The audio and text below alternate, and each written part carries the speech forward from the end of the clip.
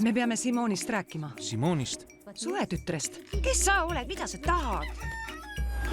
See on skunks! Ideaalis tahaks ma koju jõuda niipea kui võimalik.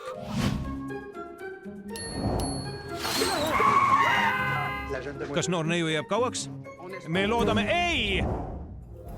Ma ei hakka temaga mitte mingi juhul koos elama. Siin pole isegi voodit. Palun, kui sa tahad linasid, siis need on vannitoa kapis. Stsenarist Dominic James. Sa oled kuude kaupa oma korteris peidus olnud.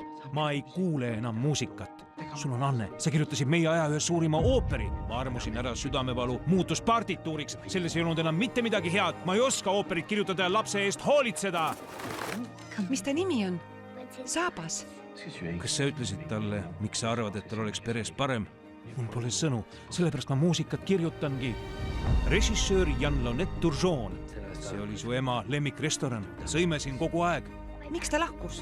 Arvan, et ta eeldas, et mu elus pole piisavat ruumi nii tema kui ka muusika jaoks. Ehk nii ongi parem. Miks? Muidu sind poleks siin. Põhineb klassikalisel Quebeci filmile. Billy näitas mulle su pelgupaika. Ja ta aitas mul aru saada millestki, mida ma varem ei mõistnud. Isegi kui me teeme vigu. Ja isegi kui me süda on murtud. Vahel annab elu meile uue võimaluse.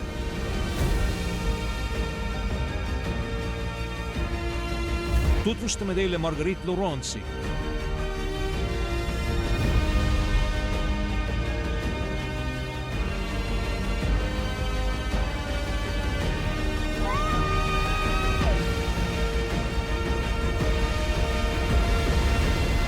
Preili Saabas.